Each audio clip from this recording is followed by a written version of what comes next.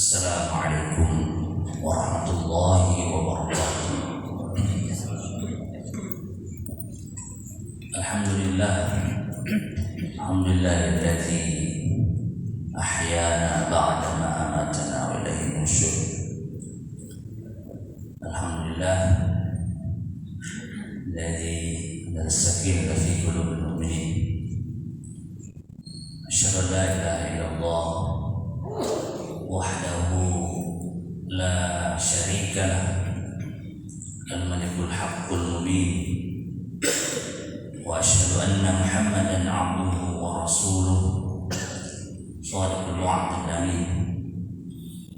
Allahumma shalli wa sallim wa barik ala nabiyyina Muhammadin wa ala alihi wa ashabihi wa man tabi'ahum bi ihsan ila yaumiddin. Subhanaka la ilma lana illa ma 'allamtana innaka antal alimul hakim. Allahumma inna nas'aluka 'ilman nafi'an wa rizqan thayyiban wa 'amalan mutaqabbalan.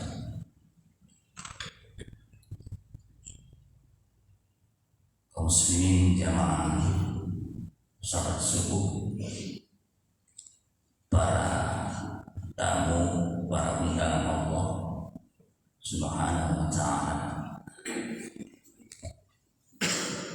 Pertama, saya mengajak kepada kita semua untuk tidak pernah bosan-bosannya bersyukur kepada Allah Subhanahu wa ta'ala atas segala nikmat dan karunia-Nya, terutama nikmat iman, nikmat Islam, juga nikmat kesehatan dan kelapangan, hingga kita pada subuh hari ini Ramadan Sya'ban kita masih diberikan oleh Allah keringanan, kemudahan untuk memenuhi panggilan Allah, menghadiri undangan Allah Subhanahu wa ta'ala, yang semoga melalui sajian sholat subuh berjamaah tadi, sekali lagi kita bisa merasakan nikmatnya beribadah kepada Allah. Taulah jemaah sekalian, jika hari ini, subuh ini kita belum merasakan nikmatnya beribadah, maka jangan pernah berputus asa, terus melakukan muhasabah. Bisa jadi hati kita mungkin masih kotor, bisa jadi hati kita belum bersih, sehingga kita belum bisa terlalu fokus untuk beribadah kepada Allah. Bisa jadi hati kita, pikiran kita, perasaan kita masih bersifat duniawi, sehingga ketika kita mendirikan sholat, lisan kita berbicara, mengucapkan, menafaskan kalimat-kalimat Allah, namun hati kita lalai. Itulah sebabnya kita sangat penting untuk terus menata dan mengolah hati kita, karena memang hati adalah barometer semua amal perbuatan kita. Dan itulah sebabnya kenapa kita selalu penting mengkaji tazkiyatun nafs, termasuk yang kami bawakan setiap hari Sabtu pekan yang terakhir setiap bulannya. Jamaah sekalian, sebagai umat Rasulullah, kita juga tentu tidak lupa untuk menyampaikan salawat dan salam kepada baginda kita Nabi Muhammad sallallahu alaihi wasallam. Mudah-mudahan lalu salawat menjadi media, menjadi wasilah, menjadi jembatan bagi kita untuk mendapatkan syafaat Rasulullah Sallallahu Alaihi Wasallam. Yang jamaah sekalian, melanjutkan pembahasan tentang maratibul mahabbah, tingkatan cinta yang kalau nggak salah pada bulan yang lalu kita sudah membahas tentang kecenderungan atau dalam bahasa Arabnya al-alaqah kepada al-maddah, benda-benda, kecenderungan hati rasa kepada benda-benda itu umum terjadi pada setiap diri kita manusia. Cinta terhadap materi, pada benda, pada uang, pada apapun yang sifatnya materi yang bisa kita lihat secara zahir, itu sekali lagi wajar, dan yang penting jangan sampai itu mencurahkan segenap hati dan perasaan kita kepada benda yang kita cintai. Pada materi, sekali lagi tidak perlu terlalu mencurahkan hati padanya. Para ulama menyarankan cukup di tangan. Jadi kalau benda materi yang kita cinta itu sampai ke hati, nah itu yang bisa merusak hati, apalagi sampai menghamba, menjadi budaknya harta, budak materi. Berarti kalau kita sudah seperti ini, mohon maaf, apa bedanya kita dengan penyembah berhala? Apa bedanya kita penyembah patung? Kalau harta materi itu kita masukkan ke dalam hati kita, benda materi diciptakan oleh Allah itu cukup untuk kita manfaatkan, baik kepentingan hidup kita di dunia ini. Itulah sebabnya jamaah sekalian, kalau kita lihat atau mungkin jamaah pernah membaca bagaimana perjuangan Rasulullah, para sahabat ya, Rasulullah dan para sahabat itu, mereka kalau sudah mencari urusan dunianya itu pada pagi siang hari itu ada yang membawakan seperti singa yang mengaumi. Memang luar biasa, tapi mereka cukup sampai di tangannya. Mereka tidak pernah melupakan yang menciptakan materi itu, harta benda itu. Tetapi ketika di malam hari, Masya Allah, di depan roh Allah Subhanahu wa Ta'ala, begitu waktunya mereka.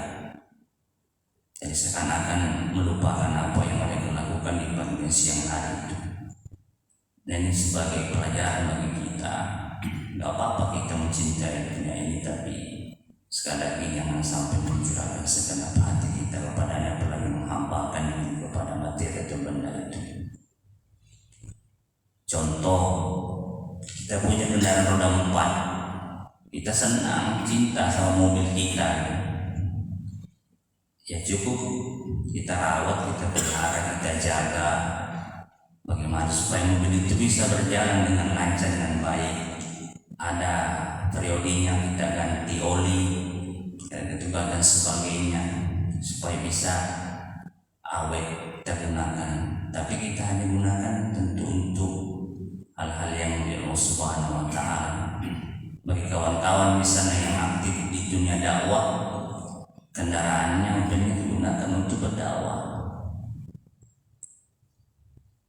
Jangan punya kendaraan mobil dirawat, punya bagaimana supaya mobilan bagus, tapi lupa untuk menyembah Allah Subhanahu wa Ta'ala.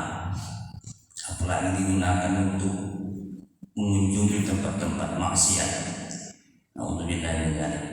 Jadi kesimpulannya, mencintai benda harta materi hanya untuk tujuan pemanfaatan saja. Kemudian yang kedua, ada yang namanya tingkatan cinta yang melahirkan simpati, al-'athfu dan al-ihsan wa taqwa, cinta kepada manusia secara keseluruhan. Namun dalam Islam, cinta kepada manusia itu yang menunjukkan simpati, menjadi ke manusia sebagai sasaran dakwah sebenarnya. Karena kita sebagai umat Rasulullah ini umat dakwah. Jadi muncul simpati setelah melihat beberapa daya tarik potensi yang dimiliki oleh manusia yang dapat kita ajak. Ya, karena kita ini konsekuensinya sebagai Rasulullah umat dakwah. Jadi jangan melihat potensi yang dimiliki oleh saudara kita sama manusia, ya ini apapun namanya, menjadi sesuatu yang membuat kita benci, paling juga perselisihan atau menjauhi gitu. Kadang mohon maaf, kita sejak kecil mengajarkan kepada anak kita yang berbeda keyakinan dengan kita itu sebagai lawan, sebagai musuh. Itu yang mungkin sering kita lupa dan sering kita lakukan. Ada seperti itu. Jadi kalau ini yang beda agama dengan kita ini musuh. Jadi menanamkan rasa kebencian kepada sesama manusia di kita itu sudah ada. Nah, ini sebenarnya kurang bagus ya, untuk akan cinta kepada manusia keseluruhan itu. Padahal kan manusia sama-sama ciptaan Allah, kita semua berasal dari satu gitu. Nah, ini yang mungkin yang perlu kita koreksi ya, pada diri kita, menanamkan nilai-nilai kebencian sejak kecil mesti harus kita tidak gunakan lagi. Mestinya kita tanamkan rasa kasih sayang kepada sama manusia, sembari menanamkan tentu ketauhidan sejati kepada anak kita, memberikan penjelasan bahwa memang Allah menciptakan manusia itu yang berbeda-beda, termasuk berbeda keyakinan. Maksud saya, jangan sejak kecil kita sudah menanamkan rasa benci kepada anak kita, kepada orang lain yang berbeda keyakinan dengan kita, sehingga tidak mau bergaul dengan orang-orang yang berbeda keyakinan. Pada Rasulullah SAW itu ketika di Madinah, beliau juga berteman dengan orang Yahudi, orang Majusi, bahkan orang yang tidak beragama sekalipun. Terkait tentang muamalah, Rasulullah itu luar biasa. Tapi kalau sudah ritual ibadah, jelaskan lakum dinukum waliyadin. Nah, ini yang mesti kita harus muhasabah. Saya jujur, ketika saya masih punya referensi sedikit, dulu waktu saya punya anak pertama itu awal-awal masih menggunakan metode mendidik seperti ini, ternyata ada yang keliru.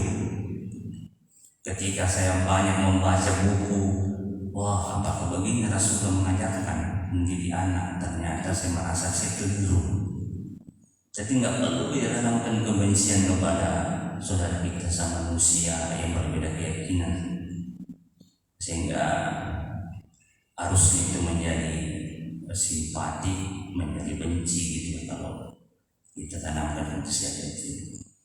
Nah, tentu saja hubungan simpati kepada manusia itu harus didasarkan kepada nilai kemanusiaan dan kepada Allah sebagai makhluk Allah Subhanahu wa Ta'ala.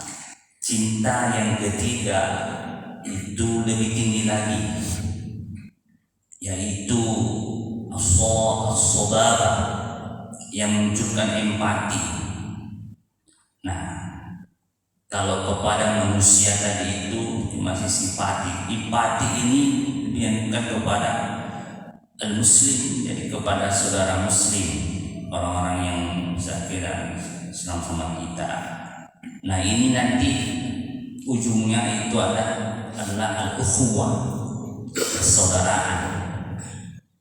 Nah, cinta dalam wujud as-sadaqah ini mesti kita arahkan kepada saudara muslim kita yang sama-sama muslim, ya, dalam bentuk ukhuwah Islamiyah tadi. Kalau yang kedua adalah ukhuwah basyariyah, ya, persaudaraan karena manusia itu karena kerja bersama ciptaan Allah Subhanahu wa taala. Maka yang ketiganya melahirkan ukhuwah Islamiyah. Jadi empati lebih tinggi daripada cinta yang kecenderungan kepada manusia yang simpati tadi, ya. Nah, rasa ukhuwah ini akan bisa tercipta manakala kita sama-sama muslim punya yang namanya tafahum, rasa saling memahami. Apa contohnya?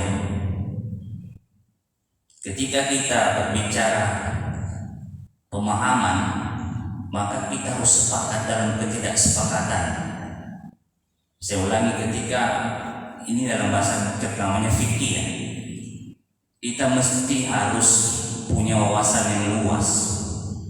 Kita mesti harus tafahum dengan saudara-saudara kita yang beda paham. Jangan sampai kita berbeda paham, berbeda fikih, kita memutuskan hubungan persaudaraan sama muslim. Sebenarnya sudah sangat klasik kalau masih ada yang membahas pakai kunut atau tidak kunut, tarawih 20 rakaat, 8 rakaat. Kalau masih hari ini kita bahas itu sudah ketinggalan jauh kita.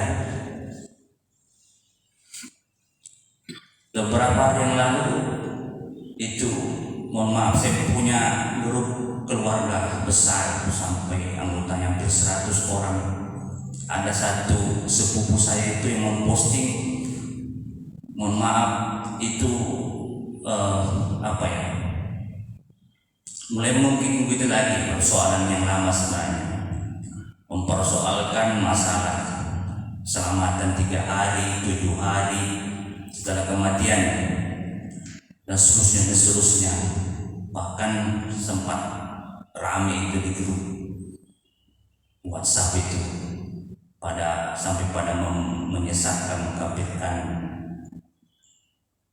Nah, ini kalau sekali lagi kita tidak saling memahami, ini berbahaya.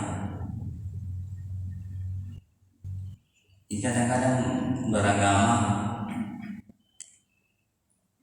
bukan melalui kajian sudah berani-berani menyesatkan orang lain, mengkafirkan orang lain yang padahal dia sama-sama bersyahadat, sama-sama ucapkan asyhadu an la ilaha illallah Muhammadar Rasulullah, karena tidak kurang pemahaman. Maka di sini pentingnya kita membuka wawasan kita, memahami persoalan-persoalan termasuk praktik-praktik ibadah yang memang memunculkan perbedaan karena pemahaman yang berbeda tadi itu. Jadi kita mesti harus sekali lagi punya banyak referensi sehingga kita tidak saling menyalahkan. Munculnya ukhuwah Islamiyah juga karena adanya saling ta'awun, saling menolong. Jadi setelah kalau sudah saling memahami, saling menolong, ini akan lebih mempererat lagi persaudaraan. Karena yang perintah dalam agama, ta'awanu 'alal birri wat taqwa wa la ta'awanu 'alal ismi wal udwan. Nah, kalau yang penting lagi, ukhuwah Islamnya akan semakin mantap ketika kita bisa takaful, saling menanggung. Jadi kalau ada saudara kita yang mengalami musibah, bencana, langsung ya menanggung, membantu. Ya termasuk misalnya ketika masih syuhada ini memerlukan memanggil kita untuk memberi karpet misalnya atau apa segala macam, langsung kita takafulnya muncul itu saling menanggung. Jadi setelah saling memahami, saling mengenal, saling menanggung satu sama lain. Yang terakhir untuk hari ini kan mengingat waktu, sementara mungkin 4 dulu, ini lebih tinggi lagi tingkatan cintanya yang melahirkan suku. Apa itu? Rindu, rasa rindu. Ini nanti ujung-ujungnya atau muaranya adalah akan melahirkan yang namanya mawaddah warahmah. Bisa dibaca mawaddah, cinta dan kasih sayang. Kepada siapa yang ditujukan? Al-mu'min. Nah, jadi tingkatannya tadi benda, manusia, muslim, mu'min. Cinta dalam wujud syukur, rindu kepada sesama mukmin. Jadi kalau muslim tadi itu empati, lebih tinggi lagi. Semua orang beriman itu sudah pada tahapan rindu. Nah, bentuk rahmat kasih sayang sama mukmin ini diantaranya dijelaskan dalam surah Al-Ma'idah, surah yang kelima, ayat 54 sampai 56. Di antaranya disebutkan bahwa orang-orang yang beriman itu azillatin 'alal mu'minin, berlemah lembut kasih sayang terhadap orang-orang yang beriman. Ini kan dilahirkan oleh cinta yang bisa dengan rindu tadi itu. Jadi kalau kita sudah sampai tahap ini, pasti kita bisa dipastikan sesama mukmin itu berkasih sayang luar biasa, lembut, nggak ada lagi kekasaran dan apalagi keras sama seorang beriman itu jauh. Justru yang kedua itu adalah a'izzatun 'alal kafirin, tegas terhadap orang-orang kafir. Orang kafir punya izzah, jangan dibalik. Sama-sama orang kafir malah berkasih sayang, sama-sama orang beriman malah gontok-gontokan. Baru yang terakhirnya adalah sujaduna fi sabilillah, selalu berjuang di jalan Allah Subhanahu wa ta'ala, wala yakhafuna lawmata laim, tidak takut kepada celaan, caci makian orang-orang ya, orang benci yang suka mencela. Ada satu lagi surah yang sering dibacakan oleh imam kita, bahwa kalau orang-orang yang beriman itu asyidda'u 'alal kuffar ruhama'u bainahum. Nah, jemaah sekalian, barangkali ini yang bisa kita bahas sama-sama pada subuh kali ini. Mudah-mudahan Allah Subhanahu wa ta'ala senantiasa memberikan petunjuk kepada kita dan menanamkan rasa cinta kepada diri kita, pada hati kita, apa yang dicintai oleh Allah dan Rasulnya, dan juga menanamkan rasa benci dalam hati kita, benci kepada apa yang dibenci oleh Allah dan dibenci oleh Rasulnya. Amin ya Rabb. Terima kasih atas segala perhatian, mohon maaf segala kekurangan.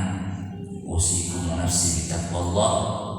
Subhanakallahumma wa bihamdik, asyhadu an la ilaha illa anta astaghfiruka wa atubu ilaik. Assalamualaikum warahmatullahi wabarakatuh.